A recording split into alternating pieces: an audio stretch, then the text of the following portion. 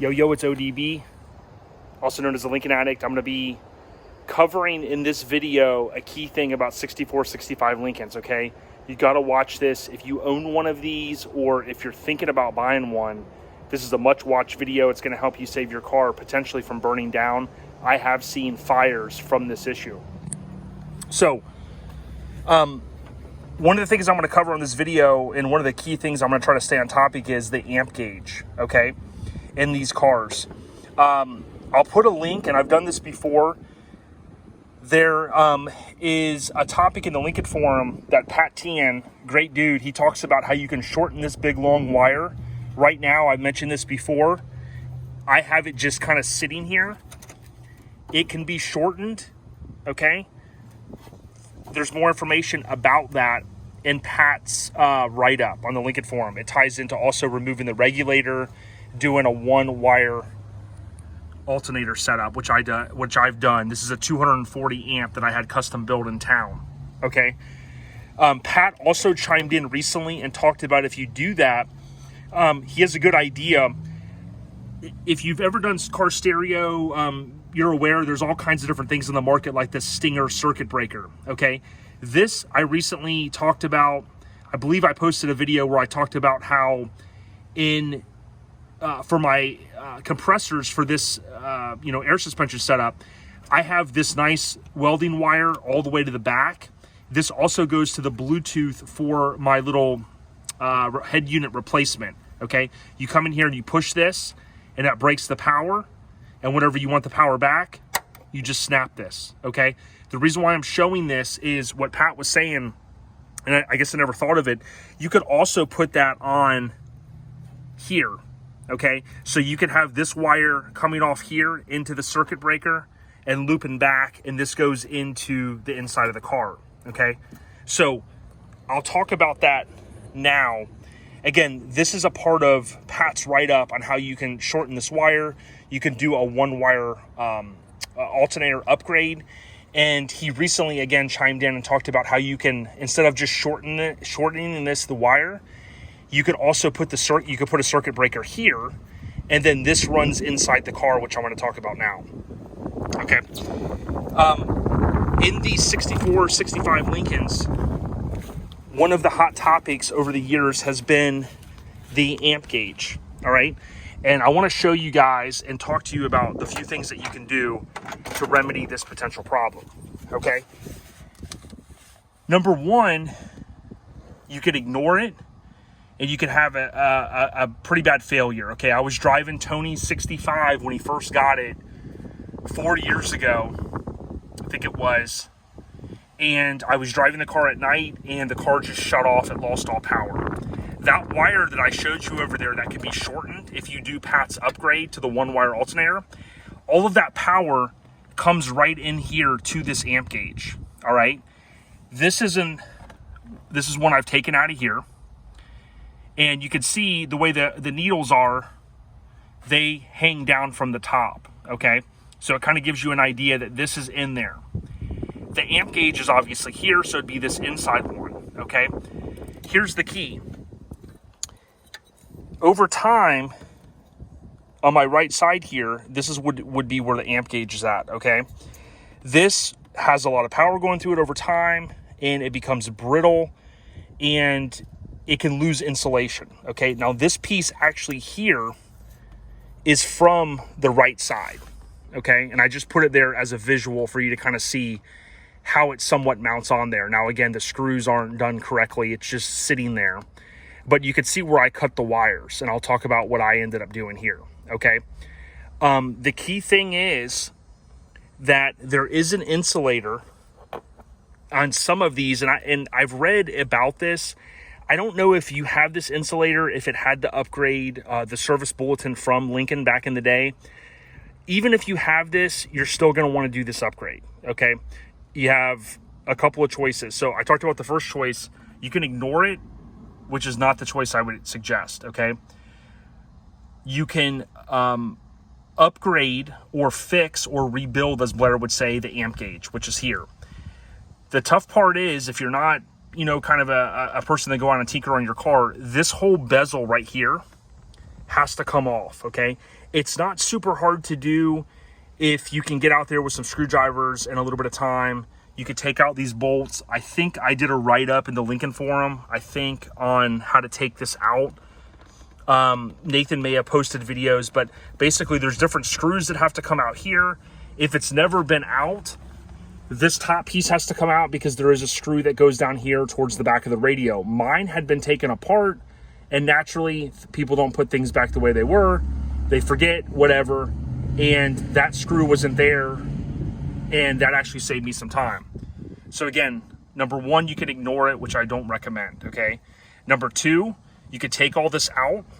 You can take this amp gauge and you can contact people like Blair Farmer, and he will rebuild it for you, okay?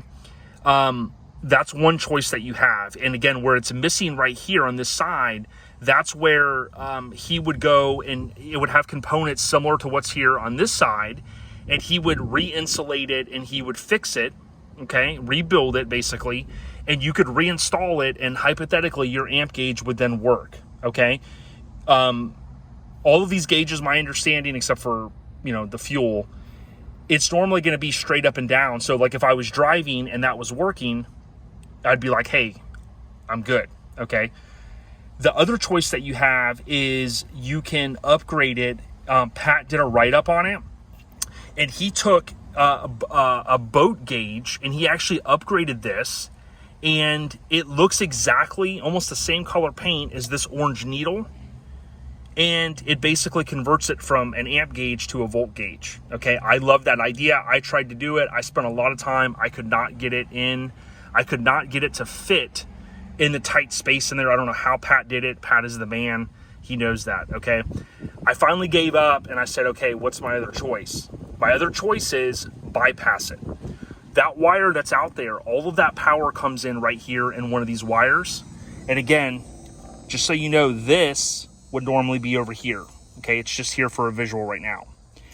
You could take everything apart, take all that out, take this out. You would cut this wire, you would cut that wire, and you connect them, okay? If you've been around car stereo stuff, or you've been around wiring, you know there's a couple choices you have, okay? You could butt connect it with like a real high-end type connector I've seen people use for, you know, this higher gauge wire. You could solder it, and that's what we did, okay? Now, I suck at soldering. My buddy Paul is the man. He has like 5 alternators on his Suburban. He's into real high-end audio. He is the man when it comes to soldering. He helped me, okay? We cut this wire. We soldered it, or he did. He got that thing damn hot. It sucked in all of the solder, and we taped the hell out of it with electrical tape, okay? Never have an issue at that point, all right? The downfall of that is your amp gauge does not work. But if you look at some of Pat's videos, there's a lot of different ways to monitor your battery, okay? There's different things you can run in here to the glove box. You can spend $15 and have a meter that, you know, you can tap in, and it'll monitor if you want to monitor where your battery's at. But the number one thing is, don't ignore it, okay? If this eventually goes bad, I've seen dash fires. I've seen the situation literally where I was driving the car and it just cut out, okay? Some guy was waving at me. I've said this on the podcast before. He was waving. I'm thinking, oh, yeah, he likes the car. Yeah, buddy, your headlights are out in the middle of the night. No sooner the car dies on the side of the road, okay? Not fun, okay? Fix it. Blair Farmer can rebuild these. I will get you in contact if you need his information. Let me know, lincolnaddictpodcast@gmail.com. Send me an email and I'll get you in contact with Blair, okay? The other option that you can do is you can upgrade these gauges to Dakota Digital, okay? It involves taking all this out. It involves taking and cutting and trimming behind this to allow for those gauges to fit, okay? If you go on Dakota Digital or you Google 1964 Lincoln Continental Dakota Digital instructions, the instruction manual's out there. If you think you want to tackle that, you would then have all upgraded gauges. And if you don't have people like Blair Farmer locally to rebuild and fix these, then that might be your best bet, okay? Blair got my fuel filter or my fuel gauge working well. My oil gauge, I had to change a couple senders, change the sender a couple times. That works. Amp gauge is bypassed. Temp gauge has a mind of its own. When I come to a stoplight, the thing, no matter what, shoots all the way up, and we have verified the car is not overheating. I've mentioned that on the podcast. So you can ignore it, which I don't recommend. You can have it rebuilt, which I would recommend.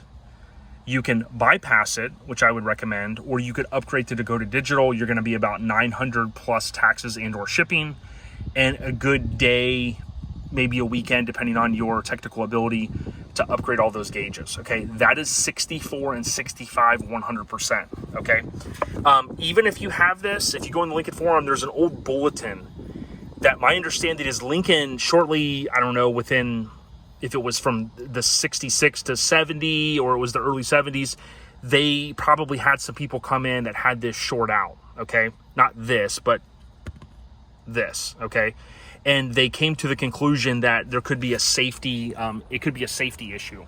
So they put a bulletin out, and, you know, who knows? I think a lot of those records were destroyed. I don't know how many people probably got that upgrade, but I can tell you there's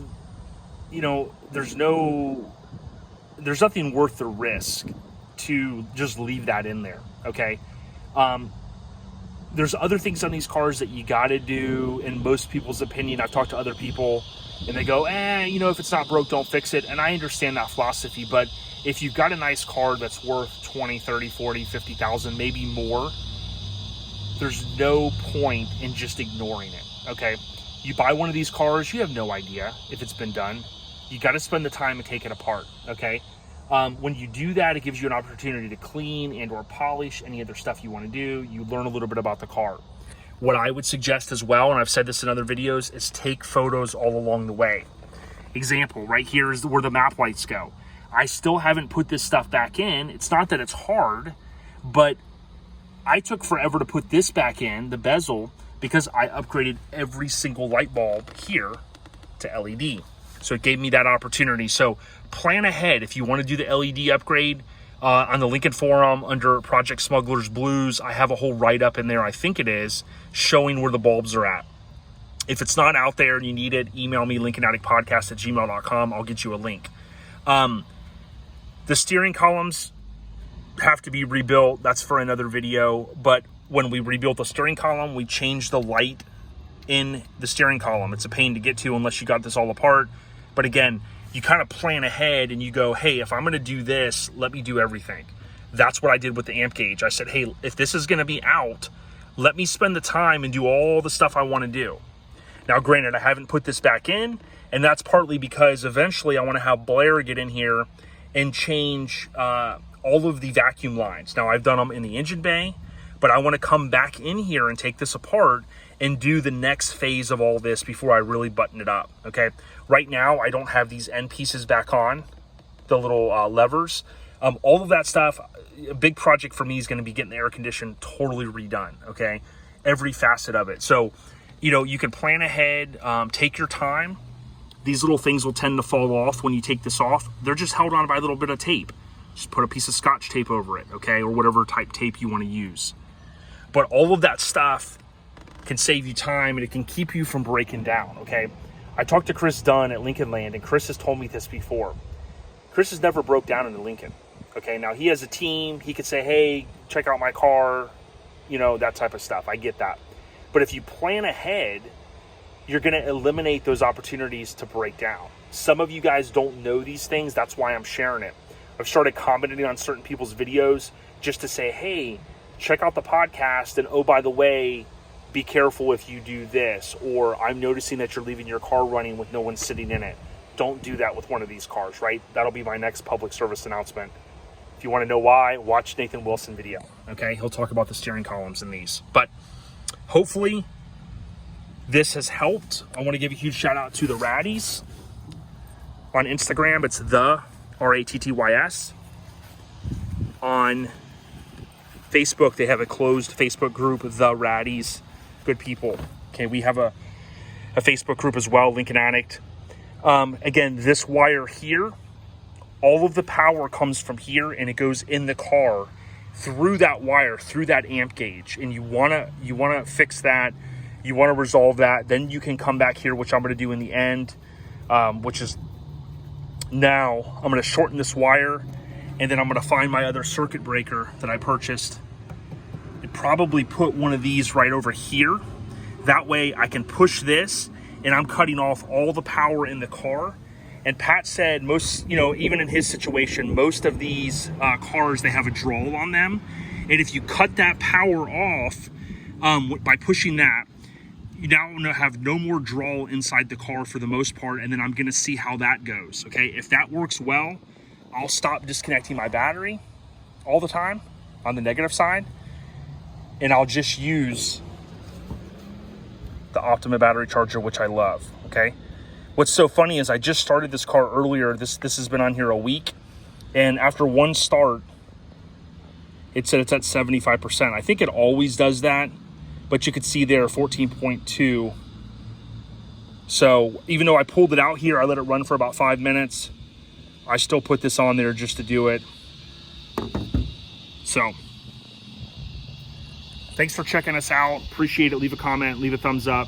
Subscribe, search any podcast app, including Apple Podcasts. That's a pre-installed podcast app on any iPhone. Search Lincoln Addict and go back and listen to the 20 or so episodes. I've had John Cashman, I've had Brewer, and many, many greats on. Check it out. Much more to come. ODB, the Lincoln Addict, we out you. Be safe, y'all. Okay.